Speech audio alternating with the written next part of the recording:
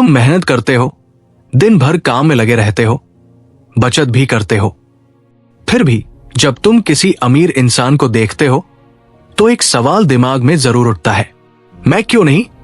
ये सवाल तुम्हारे मन में कभी ना कभी जरूर आया होगा। मैं भी उतनी ही मेहनत करता हूं, फिर मेरे पास उतना पैसा क्यों नहीं? मैं भी समझदार हूं, फिर मेरी इन्वेस्टमेंट हर बार गलत क्यों हो जाती है? और इसका जवाब एक ही लाइन में छिपा है, तुम पैसे को समझने की गलती कर रहे हो।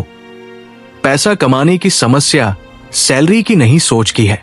हम मानते हैं कि पैसा कमाने के लिए बड़ी सैलरी चाहिए, या फिर बहुत ज्यादा स्किल चाहिए, या कोई जुगाड़ चाहिए। लेकिन मॉर्गन होजल इस किताब में एक क्रांतिकारी बात करते हैं।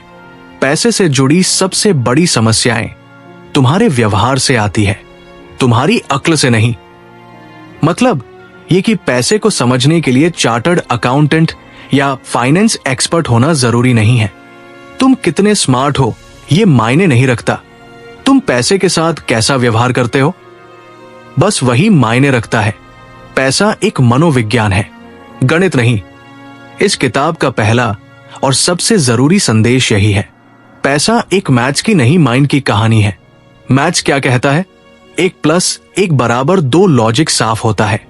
लेकिन जब बात पैसे की आती है तब इंसान का व्यवहार लॉजिक नहीं, इमोशन से चलता है। लालच, डर, उम्मीद, ईर्ष्या, शर्म, यही सब असली चालाकियां है। एक उदाहरण सुनो, एक आदमी ने 50 लाख कमाए, बड़ी गाड़ी खरीदी, शानदार घर लिया, रेस्टोरेंट में पार्टी की। दूसरा आदमी हर महीने सिर्फ 20,000 कमाता है, लेकिन 5,000 सेव करता है, धीरे धीरे निवेश करता है।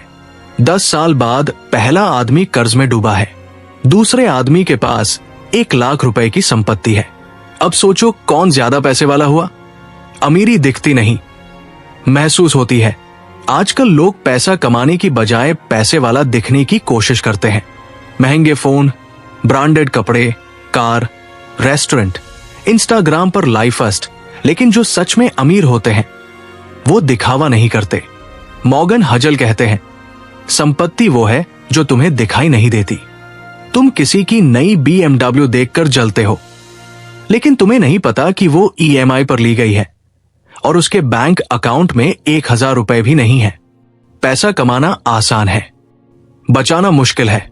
कितने लोग हैं जो करोड़ों कमाते हैं और फिर भी दिवालिया हो जाते हैं। माइक टायसन दुनिया का सबसे बड़ा बॉक्सर $300 मिलियन कमाकर भी बैंकक्रप्ट हो गया। क्यों? क्योंकि पैसा कमाने का मतलब ये नहीं कि तुम अमीर हो। जब तक तुम पैसा बचाना और टिकाना नहीं सीखोगे तब तक तुम किसी भी दिन शून्य पर लौट सकते हो। सबसे बड़ा हथियार समय और धैर्य। पैसा धीरे धीरे बनता है। कंपाउंडिंग एक जादू है जो तुरंत काम नहीं करता, लेकिन जब करता है तो जिंदगी बदल देता है। वॉरेन बफेट दुनिया के सबसे अमीर लोगों में से एक है, लेकिन उनका असली कमाल ये नहीं कि उन्होंने अच्छा निवेश किया। कमाल यह है कि वो 11 साल की उम्र से लेकर 90 की उम्र तक निवेश करते रहे। पैसा समझने के लिए खुद को समझो। कितनी बार तुमने बिना सोचे समझे कोई स्टॉक खरीदा, कितनी बार डर कर मार्केट से निकल गए। ये सब तुम्हारे दिमाग का खेल है। इमोशन तुम्हारे फायदे का सबसे बड़ा दुश्मन है। मॉर्गन होजल कहते हैं, सोचो क्या तुम्हारी सोच पैसे वाली है? अगर नहीं तो चाहे तुम करोड़ भी कमा लो वो टिकेगा नहीं, और अगर हां तो चाहे तुम 10,000 भी कमाओ वो भविष्य बदल सकता है। द साइकोलॉजी ऑफ मनी सिर्फ किताब नहीं, आईना है। ये किताब तुम्हें बताती है कि पैसा तुम्हारे बैंक अकाउंट में नहीं, तुम्हारे दिमाग में बनता है। और जब तक दिमाग नहीं बदलेगा, आमदनी, इन्वेस्टमेंट, सेविंग सब अधूरी रहेगी। तो ये सवाल खुद से पूछो, क्या मैं पैसे को समझ रहा हूं या सिर्फ उसके पीछे भाग रहा हूं? क्या मेरी सोच मुझे अमीर बना रही है या बर्बाद? क्या मैं दिखावे में जी रहा हूं या असलियत में? अगर इन सवालों का जवाब नहीं है तो ये वीडियो और ये किताब तुम्हारे लिए एक चेतावनी है। जागो, सोचो, बदलो। अब नहीं तो कभी नहीं। कोई भी पागल नहीं है। हर इंसान अपनी कहानी से सोचता है। अगर कोई तुमसे कहे कि उसने 5 लाख रुपए के लिए अपनी पूरी प्रॉपर्टी बेच दी, तुम कहोगे पागल है क्या? पर क्या हो अगर वो इंसान कभी भयंकर मंदी, डिप्रेशन देख चुका हो, कभी भूखा सोया हो? तो क्या वो पागल है या सिर्फ डरा हुआ? हर इंसान पैसे को उस लेन से देखता है जो उसने जिया है। मॉर्गन हाउसल कहते हैं, हर इंसान का पैसों के साथ रिश्ता अलग होता है। किसी के लिए पैसा फ्रीडम है, किसी के लिए सिक्योरिटी, किसी के लिए स्टेटस, तो किसी के लिए बस सर्वाइवल। स्टोरी 1930 वर्ष 1990 एक आदमी 1930 के दशक में बड़ा हुआ, जब अमेरिका में ग्रेट डिप्रेशन था। लोगों को नौकरी नहीं मिल रही थी, बैंक पैसे देने से मना कर रहे थे, भूख से लोग मर रहे थे। उस आदमी ने अपनी जिंदगी रिस्क अवॉइड करते हुए बिताई। उसने कहा, cash is king, stock market जुआ है, डेब्ट लेना बेवकूफी है। अब उसकी बेटी 1990 में बड़ी होती है, एक बूमिंग इकॉनमी में। वो देखती है कि स्टॉक मार्केट हर साल 20% बढ़ रहा है, लोग आईपीओ से करोड़पति बन रहे हैं। वो कहती है, रिस्क लोगे तभी ग्रोथ मिलेगा। अब बताओ कौन सही है? दोनों सही है, अपनी अपनी कहानी के हिसाब से। लेकिन यही तो बात है, हम पैसे को समझते नहीं हैं, हम उसे फील करते हैं। हमारी सोच हमारी यादों से बनी होती है। मॉर्गन लिखते हैं, अगर तुम्हारे दोस्त ने क्रिप्टो से पैसा बनाया, तुम कहोगे क्रिप्टो बेस्ट है। अगर तुम्हारे चाचा का पैसा रियल एस्टेट में डूब गया, तुम कहोगे प्रॉपर्टी बेकार है। यानी तुम्हारे डिसीजंस एक्चुअल ट्रुथ पे नहीं, तुम्हारे एक्सपीरियंस पर बेस्ड है। Practical takeaways. एक किसी और के पैसे के फैसलों को जज मत करो। हो सकता है उनके पीछे डर या ट्रॉमा हो। दूसरी, एम्पैथी रखो, हर किसी की जर्नी अलग है। तीसरी, अपनी फाइनेंशियल जर्नी को दूसरों से कंपेयर मत करो। तुम्हारी प्रायोरिटीज, जिम्मेदारियां, अनुभव सब अलग है। कोई भी इंसान पैसों के मामले में पागल नहीं होता, वो बस अपनी जिंदगी के अनुभव से सीख रहा होता है। और जब तुम ये समझ लेते हो तो ना तुम दूसरों को जज करते हो ना खुद को। लोग पागल नहीं होते, बस उनकी कहानी तुमसे अलग होती है। पैसा समझने से पहले इंसान को समझना जरूरी है। हर सफलता के पीछे केवल मेहनत नहीं होती, और हर असफलता के पीछे केवल मूर्खता या आलस्य नहीं होता। लेखक मॉर्गन हाउसेसल बताते हैं कि जिंदगी में दो अदृश्य ताकतें हमेशा काम करती है, भाग्य, लक, और जोखिम, रिस्क। उदाहरण, बिल गेट्स का माइक्रोसॉफ्ट बनाना सिर्फ उनकी प्रतिभा का नहीं, बल्कि समय और मौके का भी परिणाम था। वे ऐसे गिने चुने स्कूल में पढ़ते थे, लेक साइड स्कूल, जहां 27 के दशक में ही कंप्यूटर की सुविधा थी। अगर वो स्कूल कुछ और होता तो शायद आज हम माइक्रोसॉफ्ट को ना जानते। भाग्य का अर्थ जब आप सफल हो, और वो सफलता ऐसी चीजों पर टिकी हो जो आपके नियंत्रण में नहीं थी, जैसे सही समय पर सही जगह होना, किसी का समर्थन मिल जाना, किसी घटना से पहले तैयार रहना, ये सब भाग्य है। जोखिम का अर्थ जब किसी होशियार और मेहनती इंसान की सारी प्लानिंग विफल हो जाए, क्योंकि कोई अनजाना या अप्रत्याशित घटना घट गई, जैसे बीमार पड़ जाना, कोई दुर्घटना, आर्थिक मंदी, तो उसे जोखिम कहते हैं। सबसे बड़ी सीख, किसी की सफलता देखकर तुरंत निष्कर्ष मत निकालो कि वो बेहद ज्यादा होशियार या मेहनती है। उसके पीछे भाग्य का भी योगदान और हो सकता है। दो, किसी की असफलता को देखकर उसे नीचा मत समझो। हो सकता है उसने तुमसे ज्यादा मेहनत आज की हो, पर वक्त उसके साथ नहीं था। लेखक की सलाह, अपनी जिंदगी में पाव विनम्रता रखो। सोचो कि जो कुछ भी मिला है वो तुम्हारी मेहनत और परिस्थितियों का मिश्रण है। दूसरों के प्रति बहुत करुणा रखो। हो सकता है उनकी असफलता सिर्फ उनके गलत निर्णय की वजह से ना हो, बल्कि दुर्भाग्य का भी असर रहा हो। निष्कर्ष, कभी भी किसी को पूरी तरह जज मत करो, ना खुद को ना दूसरों को, क्योंकि हम सब अदृश्य ताकतों के साथ जी रहे हैं। कुछ चीजें हमारे नियंत्रण से बाहर होती हैं। अध्याय 3 कभी भी पर्याप्त नहीं होता। अगर आपको 1 करोड़ चाहिए तो फिर 10 करोड़ क्यों नहीं, और जब वो मिल जाए तो फिर 100 करोड़। ये अध्याय हमें एक बेहद गहरी बात सिखाता है कि पैसे की कोई अंतिम सीमा नहीं होती, और अगर आपने कब रुकना है ये नहीं तय किया तो आप कभी संतुष्ट नहीं हो पाओगे। उदाहरण राजतंत्र, लालच और पतन लोगों की असंतुष्टि की एक मिसाल है। राजत गुप्ता मैकिन्सी के पूर्व सीईओ और बर्नी मडोफ यूएस में सबसे बड़ा स्कैम करने वाला। राजत गुप्ता के पास सब कुछ था, दौलत, इज्जत, पावर। फिर भी उन्होंने अंदर की जानकारी लीक की सिर्फ और ज्यादा कमाने के लिए। बर्नी मैडोफ पहले से करोड़ों कमा रहा था, फिर भी लालच में आकर 60 अरब डॉलर की ठगी कर डाली। परिणाम जेल, बदनामी और सब कुछ खो देना।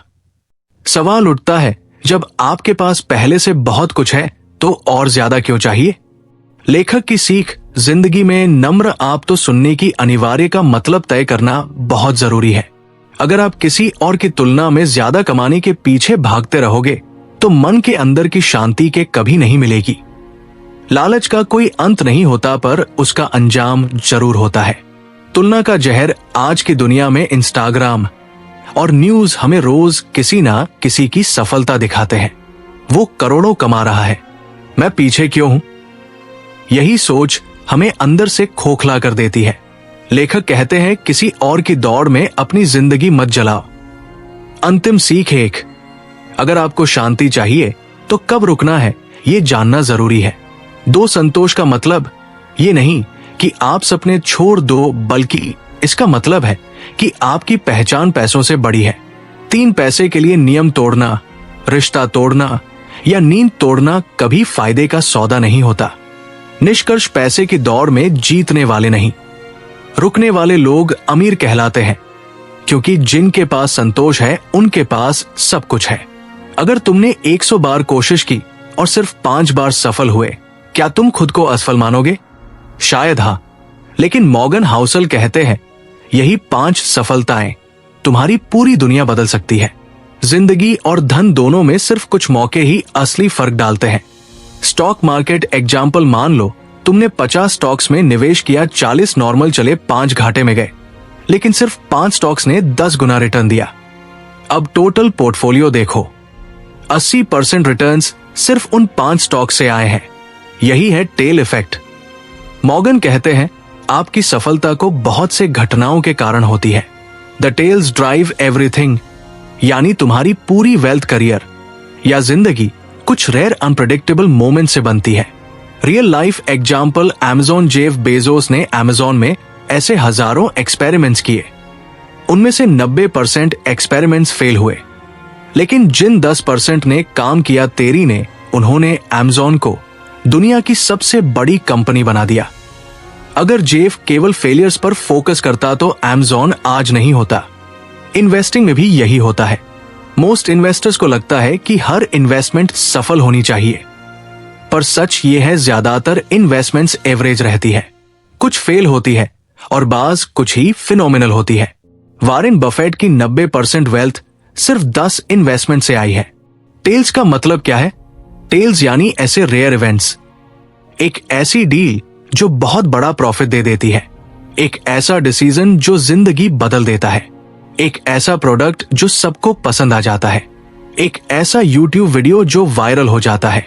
तुमने शायद 99 वीडियोस बनाए, व्यूज कमाए, लेकिन एक वायरल हुआ और तुम्हारा पूरा चैनल बदल गया। वो एक वीडियो था टेल। लेसन एक, हर बार सक्सेस एक्सपेक्ट मत करो। सक्सेस रेयर होती है। 2 फेलियर्स को एक्सेप्ट करो, वो जर्नी का हिस्सा है। 3 टेल्स को पहचानो और सेलिब्रेट करो, वही तुम्हें आगे बढ़ाएंगे। बोनस एग्जाम्पल, वॉल्ट डिज्नी ने भी शुरू में बहुत फेलियर्स देखे, पर जब की माउस आया सब बदल गया। एक टेल ने पूरी कंपनी को एम्पायर बना दिया। इसलिए हर असफलता से घबराओ मत, हर एवरेज रिजल्ट से फ्रस्ट्रेट मत हो, क्योंकि आखिर में टेल्स यू विन जिंदगी की असली कमाई हर बार नहीं होती। कभी कभी एक बार होती है, पर पूरी दुनिया बदल देती है। इसलिए हार से मत डरना, अगली टेल तुम्हारी हो सकती है। अब भी वक्त है, सोच बदल लो। तुम रोज सुबह उठते हो, काम पर जाते हो, सैलरी कमाते हो, EMI भरते हो, ग्रोसरीज लाते हो, पर जब कोई पूछता है तुम ये सब क्यों कर रहे हो, तो क्या तुम्हारे पास जवाब है? क्या तुम्हारा जवाब यह है कि तुम एक दिन अमीर बनना चाहते हो, या बस इतना कि तुम सिर्फ रहना चाहते हो? अब खुद से पूछो, क्या तुम्हारा पैसा तुम्हारे लिए काम कर रहा है, या तुम पैसे के पीछे भागते जा रहे हो बिना डायरेक्शन के? ये किताब द साइकोलॉजी ऑफ मनी आखिरी में तुमसे एक सीधा सवाल पूछती है, क्या तुमने पैसे को कभी समझा भी है? शायद नहीं, क्योंकि अगर तुमने समझा होता तो तुम कभी सिर्फ सैलरी बढ़ाने के पीछे नहीं भागते, तुम कभी हर चीज EMI पर नहीं लेते, तुम कभी किसी और की लाइफ देखकर खुद को छोटा नहीं समझते। असली समस्या क्या है? लोग सोचते हैं मेरी सैलरी कम है इसलिए मैं अमीर नहीं बन पा रहा। इसका मतलब ये तुम्हारी फाइनेंशियल सक्सेस तुम्हारी सैलरी पर नहीं, तुम्हारी सोच पर टिकी है। तो दिक्कत कहां है? हमारी जिंदगी में 4 चीजें हमारी फाइनेंशियल सोच को खराब करती है। एक FOMO, fear of missing out, लोग क्रिप्टो से कमाए इसलिए मैं भी डाल दूं। वो दोस्त दुबई घूम आया, मेरी लाइफ तो बोरिंग है। 3 इम्पेशंस, सब कुछ जल्दी चाहिए, रिटर्न्स भी रिजल्ट्स भी। 4 लाइफस्टाइल इन्फ्लेशन, जैसे ही इनकम बढ़ी खर्चे भी बढ़ा दिए। इनमें से हर एक सोचना तुम्हें अमीर नहीं थका हुआ बनाएगी।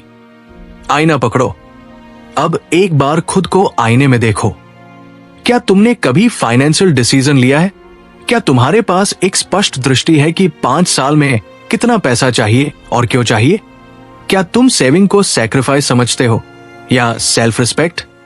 क्या तुम पैसे से डरते हो या उसे अपना दोस्त मानते हो? अगर इनका जवाब नहीं है तो समस्या पैसे की नहीं, सोच की है। लोग कहते हैं मैं अपने पैसे से कुछ भी कर सकता हूं, पर सच यह है तुम वही कर रहे हो जो समाज तुमसे करवा रहा है। महंगा फोन, लग्जरी कार, ब्रांडेड कपड़े, ये सब दिखते हैं पर बैंक अकाउंट नहीं दिखता। मॉर्गन कहते हैं अपने आप से सवाल पूछो, क्या मैं इस खर्चे को इसलिए कर रहा हूं क्योंकि मुझे जरूरत है या क्योंकि मुझे दिखाना है? दूसरा लक्ष्य आधारित सोचना शुरू करो। हर पैसा जो खर्च कर रहे हो उससे कितना करीब पहुंच रहे हो अपने सपने के? 3 डिलेड ग्रेटिफिकेशन को अपनाओ, आज थोड़ा रोको, कल ज्यादा पाओ। फाइनेंशियल एजुकेशन को हॉबी बनाओ, पैसे को समझो तभी वो तुम्हारे लिए काम करेगा। तुम नया फोन लेने की बजाय वो 30,000 रुपए म्यूचुअल फंड में डालते हो। जब तुम सैलरी आने पर सबसे पहले सेविंग करते हो, खर्च नहीं। जब तुम वीकेंड पर खर्चा कम करके फ्यूचर के लिए इमरजेंसी फंड बनाते हो। ये छोटे छोटे डिसीजंस ही तुम्हें अमीर बनाएंगे, ना कि वो एक लकी जैकपॉट। पैसे को सिर्फ कमाने की मशीन मत समझो, वो जिंदगी की दिशा तय करता है। जो लोग सोचते हैं वो बचा लेते हैं, जो नहीं सोचते वह पछताते हैं। जितना जरूरी है ऑक्सीजन, उतना ही जरूरी है फाइनेंशियल क्लैरिटी। अब भी वक्त है, सोचो, समझो और उठो। द साइकोलॉजी ऑफ मनी तुम्हें चुपचाप पढ़ने के लिए नहीं है, तुम्हें जगाने के लिए है। अब ये वीडियो खत्म हो रहा है, लेकिन तुम्हारा नया चैप्टर शुरू हो सकता है। बस एक फैसला कि अब मैं पैसे को समझूंगा, अब मैं अपनी सोच बदलूंगा, अब मैं अपनी कहानी खुद लिखूंगा।